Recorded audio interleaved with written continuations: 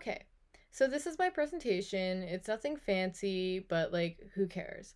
It's called Astrologizing Your Skincare. It's by me. And yeah. So a disclaimer before we get into it, I haven't studied medical astrology. I haven't studied dermatology. I do not have an esthetician's license. So I like am really not qualified to be giving you guys like serious advice. Like serious advice. This is not, you know what I mean, like medical advice. But that being said, I'm a really good Googler and I try to be as responsible as possible. So all the information that I put in this presentation is specifically designed to be like as universal as possible and as neutral as possible on your skin. So like these should really only help, you know? So yeah, like you don't actually have to worry, but still proceed at your own risk. You know what I mean? Like use your critical thinking. Yeah, that's all I wanted to say. So, what planets rule skincare? All of them. I think that every single planet could be applied in like a very specific way for different treatments or different effects that you're going for. But the most relevant planets to everybody across the board would be Venus, the Moon, and Saturn. So I'm going to go over them briefly here, and then each one will have their own individual slide where we talk about like really why they're in skincare. So, first things first, Venus rules love, beauty, and attraction, and also like our appearances and aesthetics.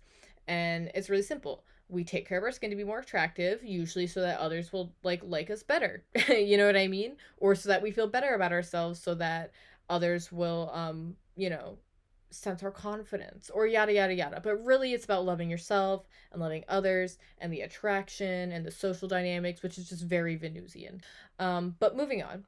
The moon rules the physical body and cycles of death and rebirth because of like the waxing and waning cycles of the moon or phases of the moon. And our skin is constantly undergoing what is called desquamation and regeneration, which I'll describe in the moon slide.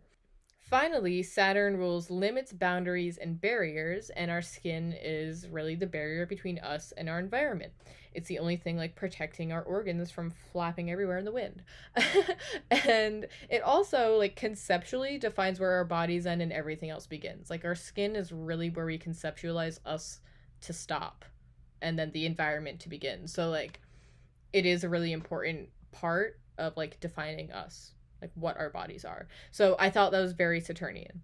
So yeah, let's get into it. So, Venus, the aesthetic concerns and self love. Venus is the appearance of our skin, simply put. It's not about necessarily the health, it's not, um, yeah, well, it's not really necessarily about the health. It's not about the functions. It's literally about the appearance of our skin. Whereas the other two planets are more based on actual physical processes that happen. So, with that being said, I think that Venus is a good planet to honor for your treatment of aesthetic problems. So, things that aren't necessarily medical problems, but that you still want to get rid of so that you look better. So, like, some people have a problem with hyperpigmentation. There's like blemishes like acne or scars or whatever you name it. Anything that's like distracting from the features that you want to accentuate. Usually we try to treat with skincare to look better. So I think if your point is to look better, not necessarily to heal, Venus is the gal you go to. So I also think that when you do take care of things for your health, that is an act of self love because you're nurturing your body in the same way that maybe a mother would nurture her child. So onto like what is Venusian in skincare? Well, fancy moisturizers or any kind of essence. Like I just think the word essence is fancy. Like if you own an essence, you're probably fancy. Like so I think anything along that route is Venusian. Plumping products are Venusian because not only do they sort of blur out your features and reduce like fine lines and make you just look like luscious, like I just feel like plumping, like when you think of the word plumping, it's just it has a benefic feel. It has a very much smaller benefic feel, or lesser benefic feel. Like plumping is just really, it's just very Venusian to me. Can't explain it. I hope you understand. But also, anything that makes the experience of doing your skincare lavish would be Venusian to me because since Venus is about like sensual experiences and really feeling good, anything that makes the experience of doing your skincare like real good. Like if you have that nice like I don't know, that real fancy moisturizer that when you put it on, it just glides on or something, or you love the experience of putting on that facial oil at night or something. Anything that makes it lavish, or like maybe any tool. Like if you really enjoy jade rollers, like go get yourself one. You know what I mean? Like if it really makes it fun, that's Venusian. You can honor Venus through that. In terms of like ingredients and products, on the left I have like a plumping product because of, plumping stuff. It's a primer. It's not actually skincare, but it's like the closest thing I can find in a short time frame. The next two pictures I have are like for any kind of flower water. So like everybody's heard about rose water probably. A lot of people use rose water. It's been used for like hundreds, probably thousands of years. But also I think that could be extended to any flower water also, because Venus just, she rules flowers, so like any type of flower water, facial mist that you want to get, like that would be Venusian. Or also flower plant oils. So like The Ordinary has a rosehip seed oil, which I think would be good to honor Venus with. It's a super neutral ingredient in your skincare. Most people can use an oil. Yeah, so next we have the moon. And the moon represents skin cell turnover. So, skin cell turnover is basically just the rate at which all of your skin cells fall off and then come back. Let's talk about the process of desquamation and regeneration. What is it? Desquamation is just how your skin cells fall off, or it's just the process of them falling off. Your dead skin cells coming off of your face in some way. And then regeneration is the fancy term that I made up for when they come back, when you grow back new skin cells, like just the process of growing back new skin cells. Um, I think that the process of desquamation and regeneration directly corresponds to the cycle of waxing and waning with the moon. It's really simple. Like if desquamation is decrease and the cycles of, or the phases of waning are decrease, regeneration is increase, and waxing is increase. It's basic. It's a straightforward connection right there. But I thought that the cooler connection was that the time that it takes for all of your skin to fall off and then regrow is roughly the same as the amount it takes for the moon to go through an entire cycle of waxing and waning. 27 days to 29.5 days. And the reason I have a little star next to 27 days is because the amount of time that that takes really varies. It heavily varies based on age, sleep, like the amount of sleep you get, because your skin cells kind of turn over faster while you're sleeping slightly.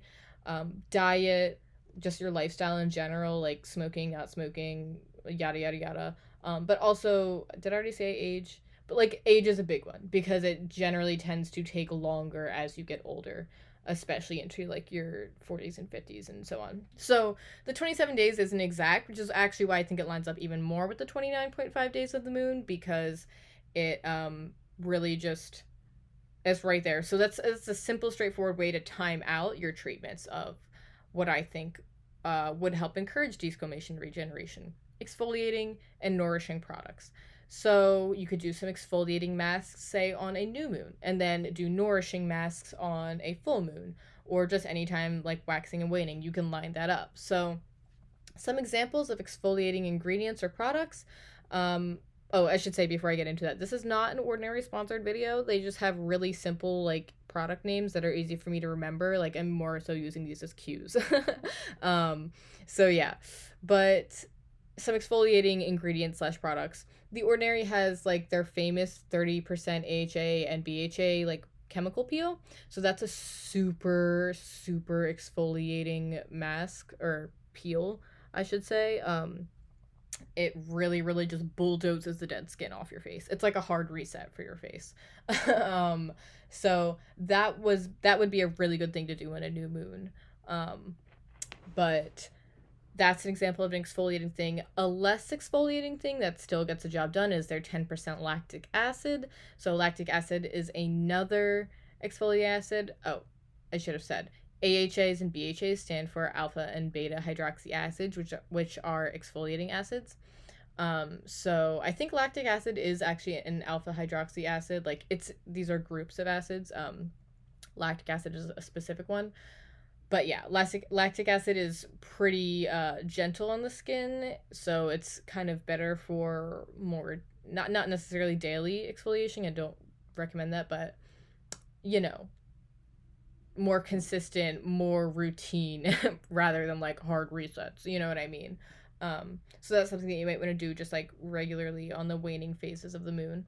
There's also the Ordinary's toning solution, which has 7% glycolic acid. So glycolic acid is another whew, alpha hydroxy acid.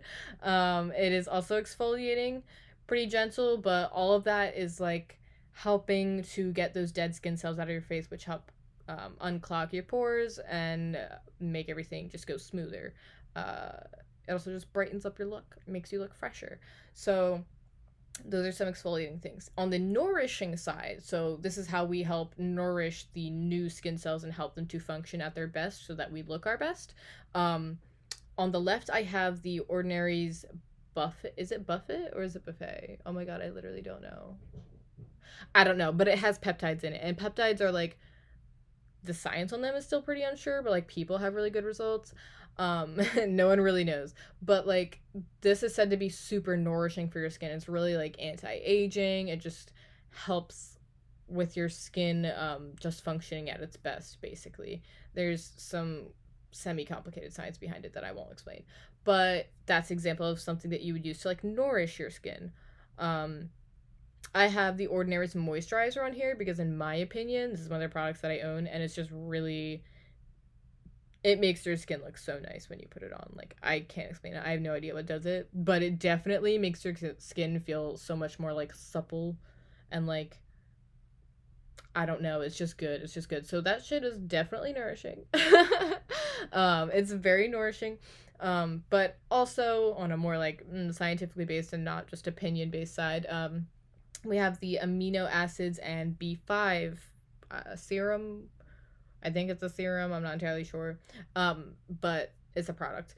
It's nourishing because amino acids are often said to like help. Well, there's a lot of things that they can help do, but they're supposed to aid in helping your skin's function at their best. But also, B5 is panthenoic acid. I literally don't remember how to pronounce it and I don't have it in front of me. But it's kind of like the acid form of panthenol, which aids in helping the reproduction of like your skin cells, like and thrive and flourish. Like that's what you want to do with your nourishing things. Like you just want to make your skin cells thrive, and you want to do that during a waxing moon or a full moon or anything like that. So that's a really simple, straightforward how you can help your skin in its natural like daily process, which is another signification of the moon. Your natural like daily process, you really help aid it with that, and then hopefully your skin will start to look better and better, just like regular. Like maybe don't have anything special, but it just looks good. You know what I mean? But yeah. So moving on from the moon, we have Saturn. This one is really interesting to me. So, Saturn to me lines up with your lipid barrier, more commonly known as your moisture barrier, because really what most people are focusing on is the moisture aspect. So, the lipid barrier is on the outermost layer of your skin. It's comprised of, you guessed it, lipids. And it has two main functions. So, one, it prevents TUL, which is transepidermal water loss. And it also protects you from the environment around you. So not only like physical intruders, but also things like pathogens and any kind of irritant that will create an immune response. Your lipid barrier keeps that out of the deeper layers of your skin, which are more like vulnerable.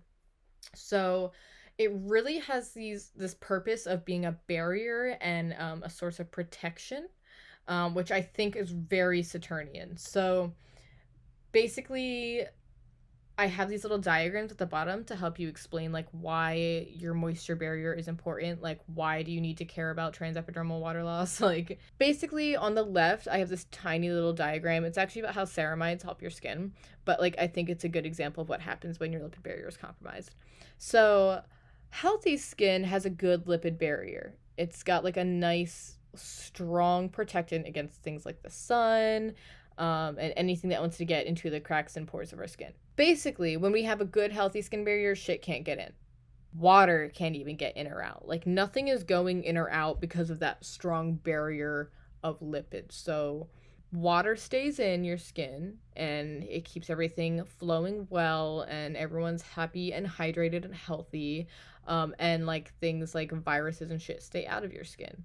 Um, so that's with a healthy skin barrier, with a healthy lipid barrier. Without one, you have dry, irritated, possibly infected skin. So without the lipids there to block things like UV radiation from the sun, pathogens, just things that irritate your skin in general, and also to keep water in, all the water evaporates out. All the bad shit seeps in, and then nobody is functioning at their best. Everyone's sick. Everyone's got the Rona. No one is happy. Your skin is flaky. It's irritated because just anything can get in there. Any old virus, any old irritant can get in there and bother it. So that's what happens. Like when you have real irritated skin, you might have a compromised lipid barrier. And you can compromise your lipid barrier through like anything. Like soap can compromise your lipid barrier. Like just washing your skin compromises your lipid barrier. So there's a lot of things you need to know to rebuild and sustain it. And that really takes sustained effort. And we'll talk about like that in more detail in a bit, but I just want to say that is why it's Saturnian, because of all the knowledge and the sustained effort that you have to have in order to like rebuild and maintain it. And the importance of it, like just to for everything functioning well, it really is like the backbone of good skin is having a good, healthy, not compromised lipid barrier. So I think that is a case for it being very heavily aligned with Saturn. So now what do we do about that? So there are a few things that really help to rebuild it. One, ceramides in your product. That is like the brand CeraVe's whole shebang, is that they have a lot of ceramides. Not in like every product, but that's why it's called CeraVe. Um the other thing that helps is free fatty acids. So you're not going to see like free fatty acid on your ingredient label. And no one wants to memorize every free fatty acid. So here's a good rule of thumb. It can be like free fatty acids can be found in a lot of like nut and seed oils. Sorry, I forgot the word for seed. But things like grapeseed oil or hemp oil, you kind of have to Google oils with like the most concentration of free fatty acids, but those really help um, rebuild your skin barrier. But also just applying an oil to the skin, it's really simple. Oil and water don't mix, so less water will be getting out of your skin, depending on the other products that you apply. But anyway, the last thing I want to talk about is niacinamide. So frankly, I forget how niacinamide works, but it's really big right now because it helps to restore your skin barrier and kind of fill in the patches where lipids should be, to help kind of play the role of lipids. So on the right, I have this little diagram that's like shows your skin. So if you use all three of those things or like a lot of those things like in combination, it really helps to fill in the gaps of your lipid barrier, and everybody can work together to fill in the role of something that's not there. You know what I mean? So you see those like little pink rectangles, just imagine that's your skin, and then those little spaces in between is where water and other things can get in or out. And so when you have things like ceramides and you have things like free fatty acids and keratin fibers they have on there and cholesterol, like when you have that stuff blocking those passageways, not only can things not get in, but the water can't get out. So that's why those are important for rebuilding your lipid barrier. They fill in the gaps until those lipids can replace themselves, and then after that, it's a matter of like not compromising it. So that was just to give you a little rundown on how the lipid barrier works. So I hope you can see how Saturnian it is. It's really about making a barrier over your face. Yeah, both in the maintenance of it and in just the nature of it itself. The lipid barrier is Saturnian. So now we get into the exaltation sign. So as I was doing this, I was thinking about Saturn and the lipid barrier, and I thought about how the exaltation of Saturn is Libra, and it really does play into the meaning, because you really do need a knowledge of your body to choose how to go forward with like taking care of your skin barrier. And really, that knowledge comes into play when you're deciding how strong of cleansers to use and how strong of occlusives to use, how much and how often to use them. um, because like I said earlier, soap can compromise your lipid barrier. Like, you remember at the beginning of this terrible pandemic and everyone's like, wash your hands. The reason for that was because the virus is in a lipid barrier. And since soap dissolves those lipids, the virus gets just washed right down. Like, it can't, resist the water because lipids are hydrophobic. Um, I think, if I remember correctly from my freshman biology class. But basically, for one reason or another, you dissolve lipids, they wash down the drain. But it doesn't, soap isn't picky. It doesn't just wash down virus lipids. It's also going to, or dissolve virus lipids. It's also going to dissolve the lipids on your skin. So, of course, you can't just never wash your skin because that's dirty. So, you really need to know how often to cleanse, what type of cleanser to use, what works for you, yada, yada, yada. And then for occlusives, I forgot to mention what occlusives are. Occlusives are ingredients that create like a barrier on your skin. Um, so occlusives are really what you need to like keep that barrier from being compromised even more. So yeah, Libra, the themes of balance and the air sign kind of quality of like knowledge and going forward with specific knowledge, that quality, all of that is Libra, and all of that plays into how we take care of our lipid barrier. On the other side, we have the moon, who exalts in Taurus. Taurus corresponds to the vernal equinox, which corresponds to youth and livelihood, because it's right after winter and it's right after when everything was dead and dormant and hibernation and all that. And then when spring, the vernal equinox, rolls around, everything is like lively, and everything's running around having kids, getting ready to have kids, looking for partners. The leaves are coming back on the trees. Everything is young and vibrant. Like, like that's when the tree leaves are like the brightest, in my opinion, because they're like that fluorescent green, at least where I live.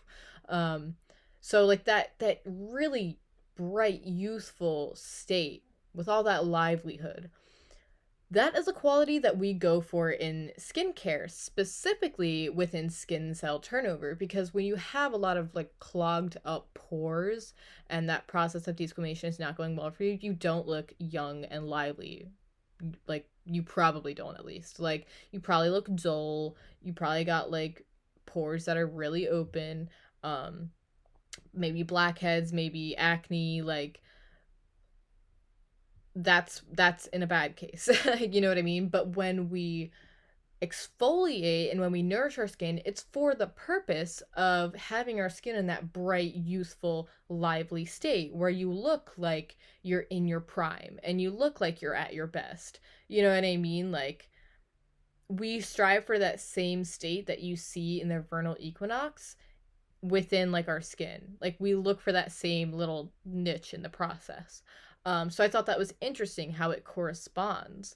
And then finally, we have Pisces. Venus exalts in Pisces. And Pisces, as a water sign, is really about our connection to others and our connections with ourselves.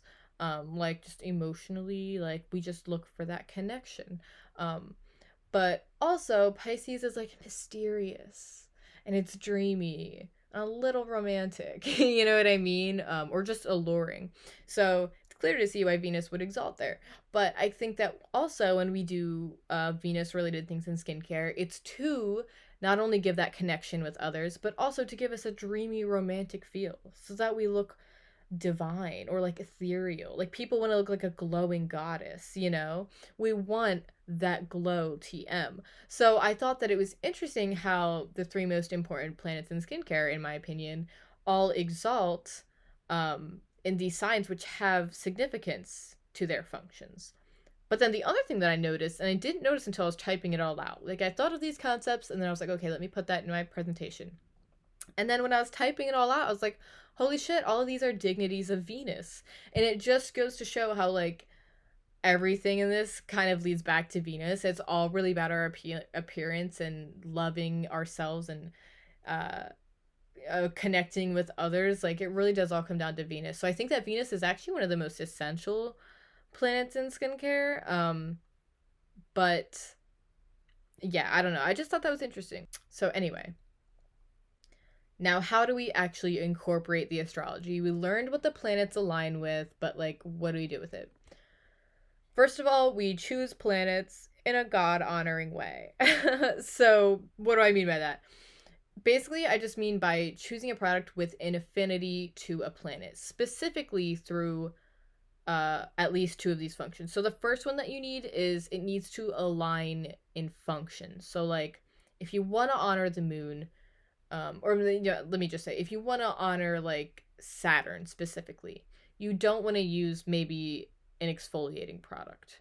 You would probably want to use a product that restores your lipid barrier because like otherwise the affinity isn't there. It doesn't quite make sense. So first of all, like the function of your product should align with the function that you're hoping to get from the planet. Um, but then it needs to have affinity in one of these other ways. I mean, you could lead with that, but in my opinion, it needs to have affinity in two of these ways. So one would be a name or a label slash design. So like really simple, like if your product has, I don't know, let me think, like the name of a flower in it, or it has flowers on the label, or it's like bright pink or red, you might be like, okay, that has a clear affinity to Venus in its label and design. So maybe if its function is to help you look more beautiful, which most skincare products are, it would align. You know what I mean? Or let's say the product is a sleek black product and it's super simple, that might be very Saturnian in label and design. Um, so yeah, that's one way. But I think it's a more interesting way, and if you're like kind of like an overachiever like me, you might want to do it this way because it's harder and it's more specific, but I feel like it just makes it that much more meaningful.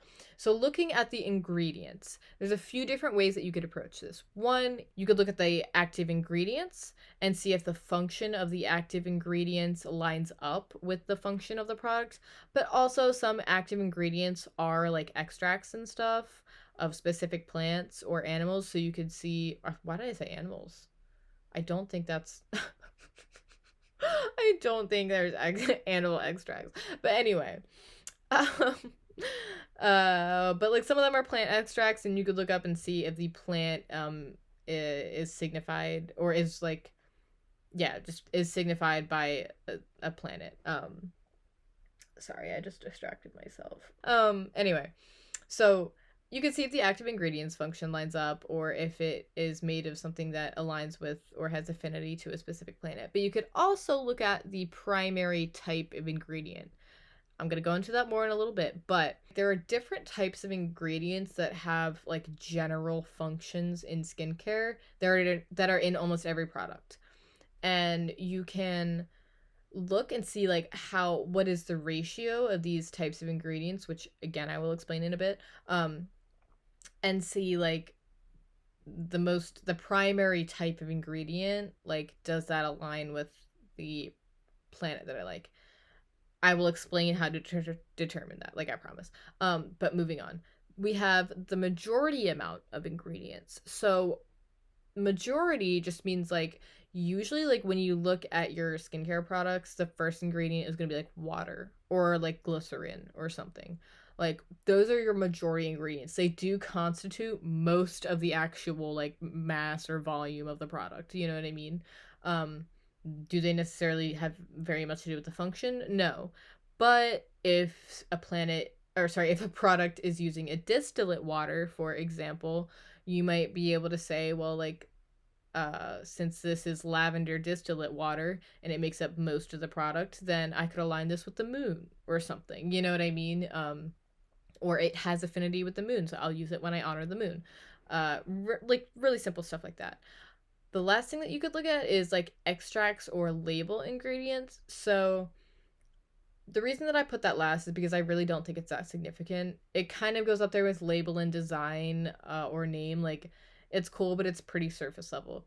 And the reason for that is like most extracts or label ingredients you see, like when they just put like some fancy exotic looking like berry or fruit or plant like on the label, like with blah blah blah extract or something. Whenever they do that, it's usually barely there in the product. Like you look over at the ingredients list, it's the last ingredient.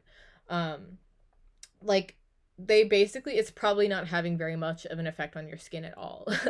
But since it is like on the product and it is in the ingredients list just in very trace amounts, you could say that a planet or a product has affinity to a planet through the extract or label ingredients because it is still honoring them. Like if you bought something for the label ingredient or the extract, and then you find out that there's not that much in it, it doesn't matter because it's still the purpose that you bought it was for that planet. You know what I mean?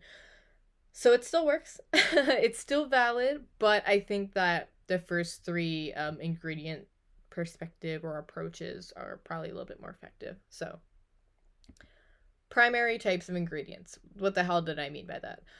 There are three main types of ingredients in skincare that are in almost every product, and it's really helpful to know which ones. So the three types of products are emollients, humectants, and occlusives. I think emollients are represented by the moon because their purpose is to nourish and soften the skin, and they have mildly occlusive properties. So, really, I think that's, if the moon's purpose is to nourish, to nurture, and to, if you were talking about the mother archetype, like to sort of protect and take care of, I think emollients are like a direct relation to the moon. So, what are the products that are emollients that you can look out for? Isosteryl alcohol is a pretty common one. I put in the molecule because it's a pretty boring liquid. I'm pretty sure it's just clear. So I know we tend to think of alcohols as drying, but depending on their like literal like molecular formation, they can be pretty moisturizing. So isosteryl alcohol is one. We also have shea butter, really common. Most people know about shea butter. And like any nut or seed oil, so we have grape seed, sweet almond, jojoba, coconut oil. All of those are emollients. They're going to make your skin softer, seal in a little bit of water, but not too much.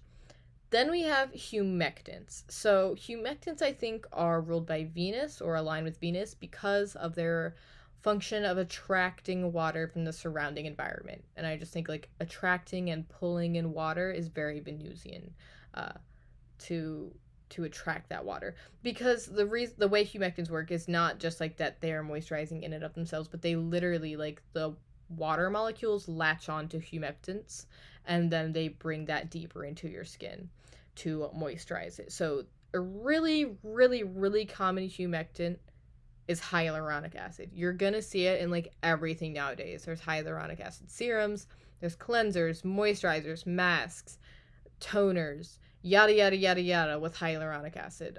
It's really powerful. Like it is an excellent ingredient.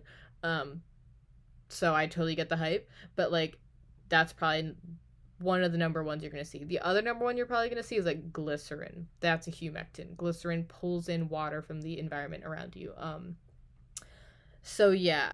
And then the last type of ingredient, occlusives, relate to Saturn because occlusives' entire purpose is to create a physical barrier to prevent moisture from getting in or out. So things that do that are Vaseline. Like probably everybody's used Vaseline at one point to protect an area of their skin. Beeswax is a huge one. That's like Burt's Bees' entire thing. That's why their lipstick or their chapstick is good, probably, is because it really does make an occlusive barrier. There's lanolin, which comes in a lot of different forms. This is the wax form, I believe. Basically, occlusives relate to Saturn very simply, just they're a barrier. They're a shield that you put between your face and the world to protect it. Very straightforward. Yeah. So when it comes to looking at the ratios of the amount of product types, so like almost every product is going to contain all three of those.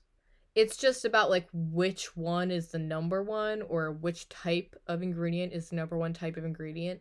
So, for example, if I'm looking at these top two things right here, sorry about my little mousy mouse. I know it's not very pretty, but the ointment or the sleeping mask.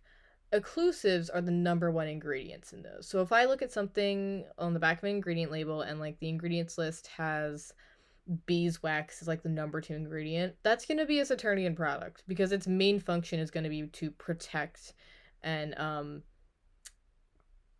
yeah, just protect and seal in moisture to my skin. So those would be Saturnian. But if I go down here and look at like a toner is going to be extremely Venusian because humectants are the number one thing on the list. And so it's all about bringing water in, which just makes you look beautiful. And that moisture is really what gives you that glow. So that might be Venusian.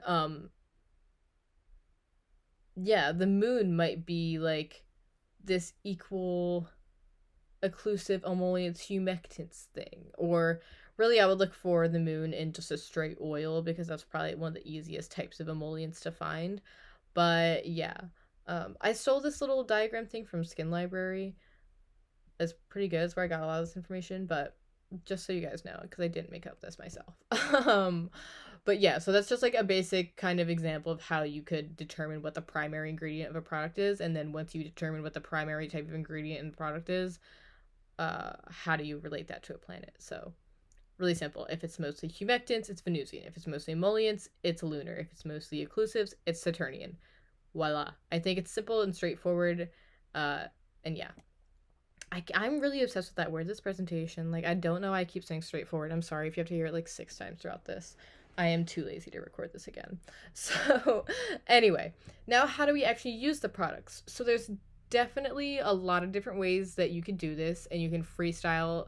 Feel free to think of ways that I haven't written down on here. But here are some of the ways that I can think of. So, number one, you could pray to the planet before you apply the product that has affinity to them. So, um Orphic hymns, things you wrote yourself, maybe like just literally just reading up on a myth and then saying like their Orphic hymn, like just that kind of sort of dedication, verbal dedication, would be good.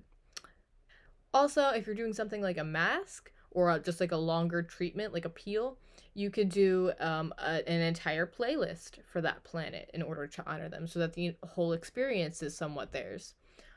This one is fun. You could apply the product with the finger that corresponds to the planet. So that doesn't necessarily apply for moisturizers or night creams because that would be really inefficient. But for things like spot treatments or under eye, like eye creams or something, you could do that with a specific finger. Just a thought. I thought that it would be noteworthy though.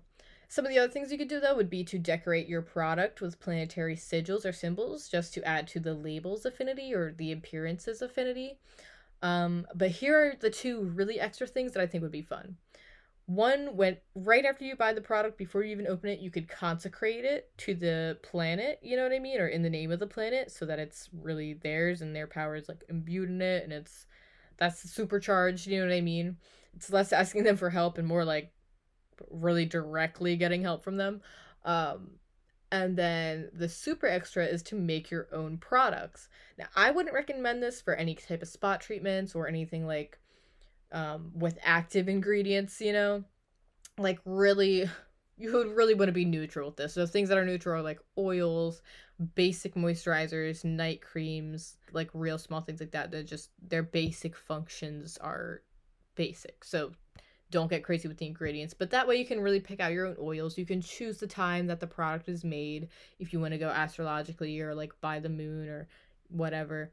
Yeah, so like making your own simple products is one way to do this.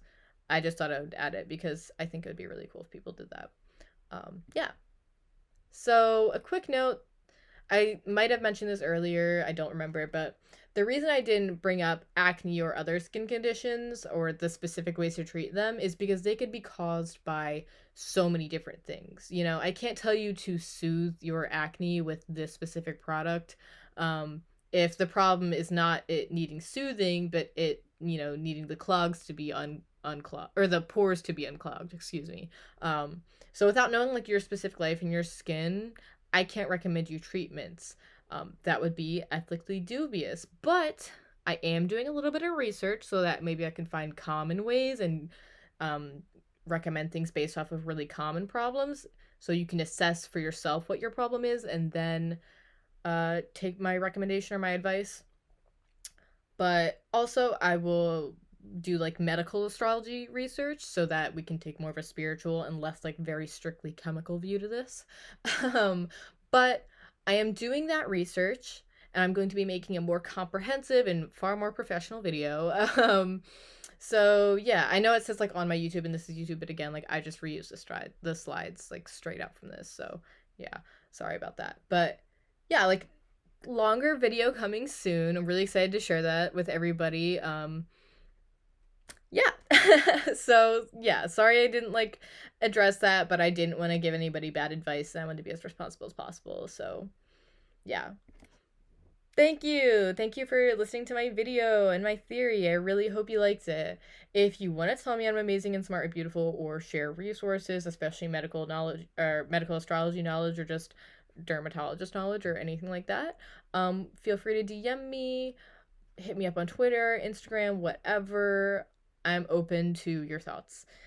So yeah, bye. I hope you have a nice day or night or whatever.